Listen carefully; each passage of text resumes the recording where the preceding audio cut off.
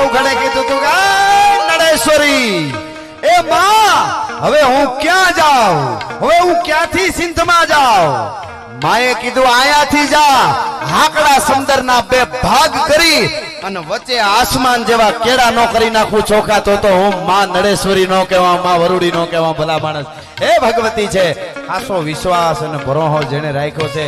લાગે ને થોડાક માંથી લાગે. એક નાનકડી વાત વચ્ચે યાદ આવી છે, લાગી જવાની વાત કરો એટલે થોડાક માં લાગી જાય. અમારે વિંજલપર ગામ છે ખંભાળિયા પાસે, જામ ખંભાળિયા પાસે. હવા વર્ષ પહેલાની જ વાત, જાદા વર્ષ નહીં. અને ભભૂતગર કરી અને એક અતિત સાધુ, સાધુ એટલે કોઈ ભગવા પહેરી લીધા ને ભક્તિ ને નારે કાંઈ લેવા દેવાની, જ્ઞાતિ સાધુ, અતિત સાધુ અને ભભૂતગર નામ. પણ ફાટેલો માણસ ભાઈ, હા એવો ફાટેલો, વ્યાજ નો ધંધો કરે, ભક્તિ ને એને કાંઈ લેવા દેવાનું. હા જે હામું ભાળે એને વાયડું થાય એને મારે.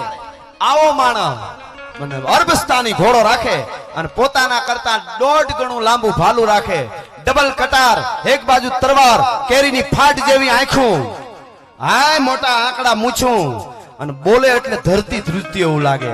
ભભૂતગર મહારાજ નું, સાધુ નો દીકરો, અને વ્યાજ નો ધંધો કરે.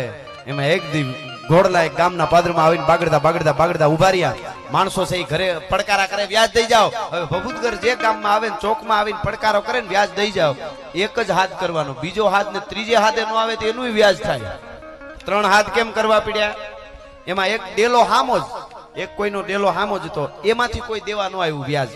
બધેથી આવ્યા, બાપુ લઈ લ્યો તમારું વ્યાજ, બાપા લઈ લ્યો વ્યાજ. આ ડેલામાંથી કોઈ નીકળ્યું નહીં. માણસોને કીધું આ ડેલામાંથી કેમ કોઈ આવતું નથી? મારો ડર ઓછો થઈ ગયો છે, હું ભભૂતગર શું મારી નાખું. એને કયો કેમ વ્યાજ દેવા નથી આવતા?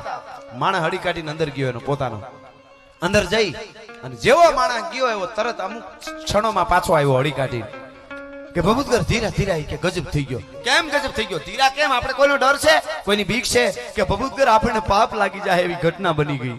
કે શું બની ગયું? કે બન્યું એવું કે હું હડી કાઢીને લેવા ગયો ને, અહીંયા કોઈ વ્યાજ દેવા એટલે નથી આવ્યું આ ડેલાની અંદરથી, આ ઘરેથી. કે હું અંદર ગયો ને એક વૃદ્ધ ડોસી ને એક જુવાન બાઈ માણસ બે જ હતા, પુરુષ કોઈ ઘેરે નથી. પણ તમારા અવાજનો, તમારો ડર, તમારા પડકારાની ધાક એવી છે કે તમે એમ કીધું ને વ્યાજ દઈ જાઓ. એ બીકમાં 7મો મહિનો સંતાન, આ એક દીકરીના ઉદરમાં 7મો મહિનો સંતાન હતું. અને એ તમારા ડરની એવી ધાક લાગી, દીકરી બી ગઈ, એનું બાળક સરવીને મરી ગયું, જન્મી ગયું, બાઈ બેભાન થઈને પડી છે, એની સાસુ છે એ રાયડું નાખે છે. સાંભળજો આ બનેલી ઘટના હવા વર્ષ પહેલા. 7મો મહિનો ગર્ભ સ્રવી ગયું બાઈનું, અને બેભાન થઈને તડફડવા માંડી બાઈ. એવો ડર હતો ભભૂતગરનો. અને ઈ ખબર પડીને ભભૂતગરને કીધું આ હા આટલો મારો ડર? કે હા ભભૂતગર, તારાથી આટલા બધા બીવે છે. વાળો ઘોડા પાછા વળ્યા. પોતાના વિજલ પર ઘર હતું ને આવી જેટલા ચોપડા હતા વ્યાજના બધાય બહાર કાઢી, ભેળા કરી, ફળિયામાં ઢગલો કરી અને માથે ઘી નામી અને બંદૂક 12 નંબરી જોતા ભડાંગ ભડાકો કર્યો અને જડ હળગવા માંડ્યું. બધાય ચોપડા હળગી ગયા, રાખ થઈ ગઈ. ત્યાં સુધી બેઠો, પછી પોતે ઉઘાડું દિલ કરી અને 2 હાથેથી મુઠ્ઠીઓ રાખની ભરીને મીંડો શરીરે ચોળવા. બધા કહેવા મીંડ્યા, અરે ભભૂતગર ગાંડો થઈ ગયો, તને હું થયું? મગજમાં ફેર પડી ગયો? બધાય ચોપડા બાળી નાખેલો, હવે કેમ લેવા જાઉં? હવે આપણે કોણ વ્યાજના રૂપિયા લેવા જાઉં? ની સાક્ષી ક્યાં લેવા જાશું? બધાય ચોપડા બાળી નાખે, તને હું થઈ ગયું? મગજમાં ગાંડો થઈ ગયો? આ શું કરે છે? તેથી દુઆ, પછી દુઆ ચાલુ કરીને ભભૂતગર બોલવા માંડ્યો કે ભભૂતિ આ ભૂંડી કરી, તું તો ચાલ્યો ને ધનની ચાલ, મૂર્ખ મોત જાણ્યું નહીં, તારું આજ આવશે કે કાલ. ખાતી પણ ખાધી નહીં, એને દાટી માટી માય, પછી ફરવું ફળિયા માં ભોરિંગ થઈને ભભૂતિયા દતા મતા, ન ખર્ચે ન ખાય, મધ માખી મધ ભેળું પછી કરે, પછી હાથ ગહનતી જાય. અહીંયા ખેડા કંઈક ખપી ગયા, વિધ પહેરીને વેહ નાવે મોજ નરેશ, કોઈથી ભજવા ભીડની ભભૂતિયા ભૂંડી કરી, તું તો ચાલ્યો ને ધનની ચાલ. એ ભભૂતિ અંગે લગાડી કાપેલ ધારે જઈને બેહી ગયો. આખી જિંદગી કોઈનો પૈસો હાથમાં ન લીધો અને ભજન કરીને જિંદગી પૂરી કરી નાખી. લાગી જાય તો આમ લાગી જાય ભલા માણસ, બાકી આખી જિંદગી રાડ્યું નાખીને તોય ફેર નથી પડતો. લાગી જાય તો થોડાકમાં લાગી જાય. એટલે આ કડીમાં ભરોહાની વાત છે.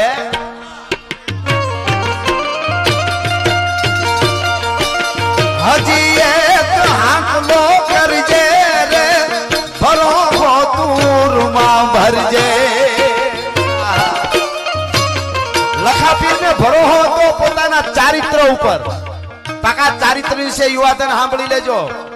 આપણી નજર કોઈ બેન દીકરી વહી આવતી હોય અને આપણું હયું આપણી નજર જો એના હામી ખીલાની જેમ ખૂંચી જાય ને તો માનું કે આપણી હાથ પેઢીની પરંપરાને એક બાજુ મૂકીને ઠેબા મારીને હું જઈ રહ્યો છું. ભલા માણસ એટલું નક્કી કરી લેજો.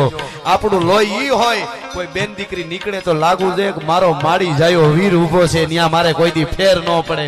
તઈ માનું કે મારામાં કાંઈક છે. મર્દોની તમે કથાઓ વાંચો, હું તો આ બધું જોઉં. મર્દો એવા મર્દો છે એ પરબારા કોઈ દી કોઈને બાંધ્યા નથી, માર્યું જ નથી. એક પણ મહાપુરુષે સુરવીર થઈ ગયા ઈ પરબારું કોકે કીધું આમ બોલ્યો હું તારે આમ કરી નાખું તેમ કરી નાખું જઈને માર નાખ્યો એવો એક પણ ઇતિહાસ નથી. કોઈને વાંચવું હોય તો આવી જો મારી પાસે. મરદ માણસ છે એને બહુ વાર લાગે. દરિયામાં એમ કાંઈ સીધું સલકાઈ જાય નહીં, વખત આવે ત્યારે વસ્તુ જુદી છે આખી. પણ તમે એક એક રામ જેવો એક હારે જેને 31 બાણ ચડાવવાની જેનામાં તાકાત હોય, આખા હુડ કાઢી નાખે રાવણનો, ઈ અંગતને સમજાવવા મોકલે કે એને કયો ને સમજી જાય તો સારું. રામને રાવણ જયારે હામા યુદ્ધના મેદાનમાં આવ્યા ને, બાટકો જયારે બોલતો હતો ત્યારે રાવણ બહુ મોટી મોટી કરવા માંડ્યો. મેં આટલા મર્ડર કરેલા, મારા ઉપર આટલા ગુના લાગેલા, બહુ મોટી મોટી કરવા માંડ્યો રાવણ રામની સામે. અને રામને રામ નતો કહેતો, ભગવાન નતો કહેતો, સન્યાસી કહેતો. દે સન્યાસી, તને ખબર છે હું કોણ છું? કૈલાસ પર્વત ઉપાડ્યો આ હાથે, 9 વાર શિવને શીશ ચડાવ્યા, મસ્તક ચડાવ્યા, 9 ગ્રહ હું કેમ એમ કરે, બ્રહ્મા મને પૂછીને લેખ લખે, 49 પ્રકારના વાયુ છે અને ક્યાં કેમ વાવું એ રાવણને પૂછવું પડે. હું ઈ રાવણ છું કે ઇન્દ્ર પણ મારાથી બીવે. હું ઈ રાવણ છું, મેં આ કર્યું, મેં આ કર્યું, મેં આ કર્યું. બહુ મોટી મોટી કરવા માંડ્યો. જાંબુવંતીએ ધીરે જઈને રામને જઈને કીધું, પ્રભુ આટલી બધી મોટી મોટી કરે છે, એની તાકાત બતાવે.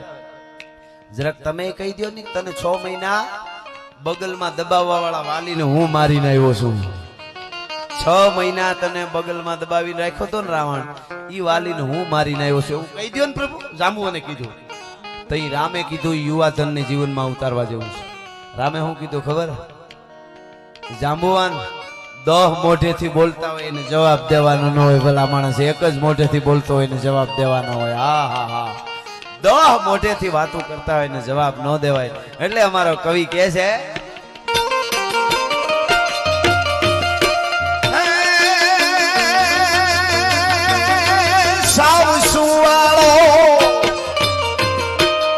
સાવસુવાળો નથી આ રાધો, ભારતે કાયર દેવ રે, મારા ભારતે કાયર દેવ.